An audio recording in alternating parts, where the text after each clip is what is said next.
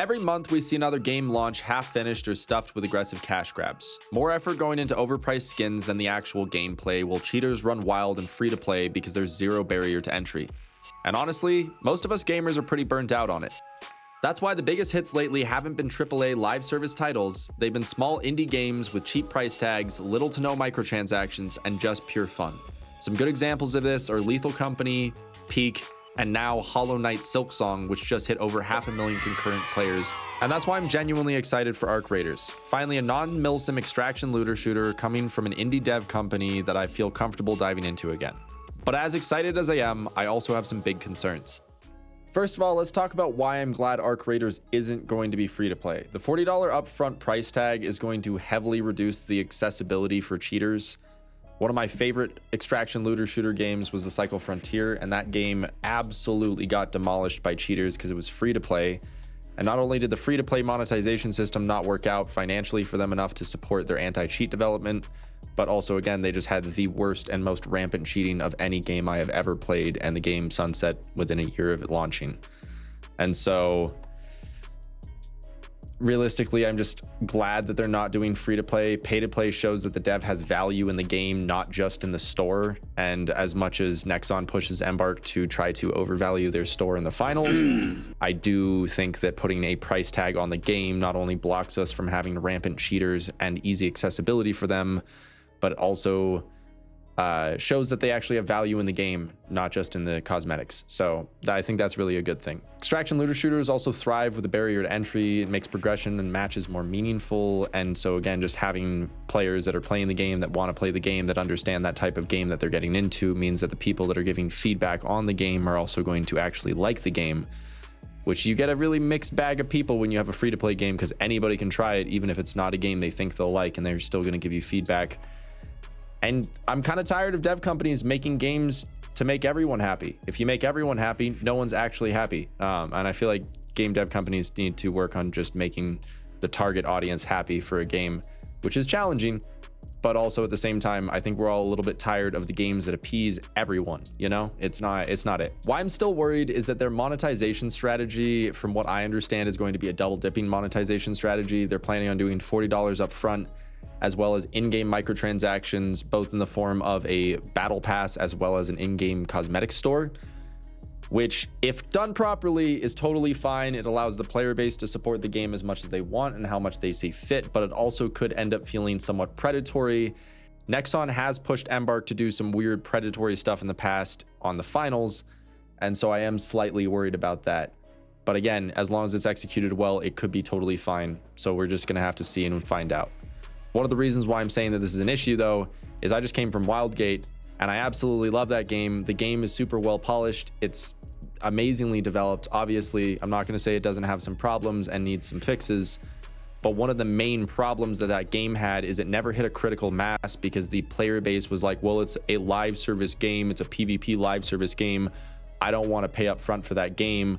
I want a free to play game if it's going to be live service. And so at the same time, while I understand both sides of that one, I personally start to worry more about another game trying to do the same thing, where they do a dual dipping monetization strategy, cheap upfront purchase to avoid cheaters, to reduce the necessity for free to play, and that didn't work out great for them.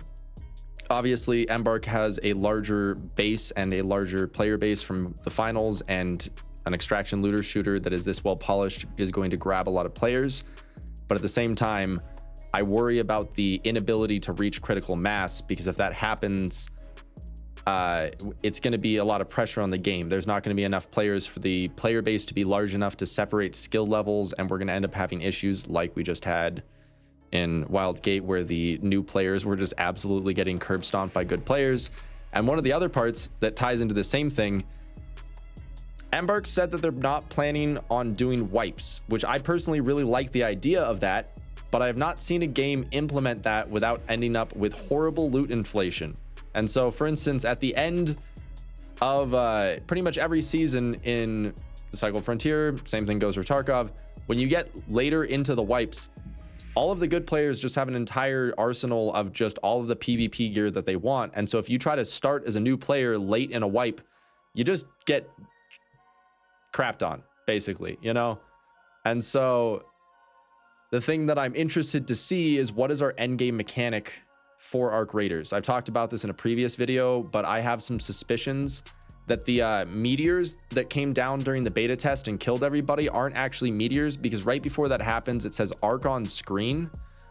And also during the beta, you could see massive arcs off the map called Emperors, I'm pretty sure is the name for them, wandering around. And in one of the trailers, I'll try to show the image right now, there's another massive arc that got leaked. And so I think that potentially at the end there, you're going to be able to stay in with your good tier, good loot, try to fight some of these arcs without as many players on the map.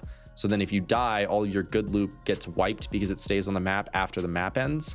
And so that could end up being a good wipe mechanic, basically an internal integral wipe mechanic. Or maybe we end up with some sort of like prestige system. I'm not exactly sure. But again, one of my main huge worries is that without a wipe system, how are you going to handle loot inflation? I'm super worried about that, because I want the game to be accessible to new players at all time. But if they're not planning on doing wipes, they either need a player base that's large enough to separate based on loot and skill. So that's a huge player base, right? Because you need buckets inside buckets, buckets for skill, and then inside of the skill buckets, you have buckets for loot, right? That's a lot of separation. We need a huge player base for that to work if we are not going to have wipes. Otherwise, it's going to become really challenging. So yeah, again, that's one of my main, like, those are some of my main big questions. I also, again, like, I don't want the game to be free to play. I'm really glad that they're not. I'm really tired of everybody voting for free to play games. At the end of the day, like, we get what we pay for, right? And everybody complains about all these monetization strategies that are being used against us, but people are paying for them, so companies are going to keep using them. At the end of the day, in the world that we live in, the strongest way to have an opinion is with your money. And so if you don't like something in the monetization strategy of a gaming company, do not give them money. If you like something that a gaming company is doing, give them your money, right? It's the best way to vote on a company's actions as a consumer, is to vote with your dollars, right? So I'm glad that they're not doing free to play. I personally will be picking the game up immediately. I'm really excited for it. I'm going to be making a lot of content for the game. But at the end of the day, would you rather pay up front for a finished game or keep dealing with free-to-play disasters? I think I'm kind of done with free-to-play games. They just have way more rampant cheating. The games are just never finished, and it's just not it. I'd rather pay for a full product, personally. So to kind of wrap this up, do you think Arc Raiders can succeed, or is it doomed to repeat the same mistakes? A lot of other extraction looter shooters have really failed to hit the mark. I think that this game has the ability to be one of the most broadly acceptable extraction looter shooters. Everything from the third person making the anxiety level lowered because you can actually see your surroundings better, to just, again, the immersive world design and the interest in the game that's available because of that. I think this game has the ability to pop off. So let me know in the comments down below some of your concerns, some of your hopes. What do you want to see when the game launches and what you're most excited for? And until then, we'll be waiting, but I'll see you in the Rust Belt soon. All right, thanks.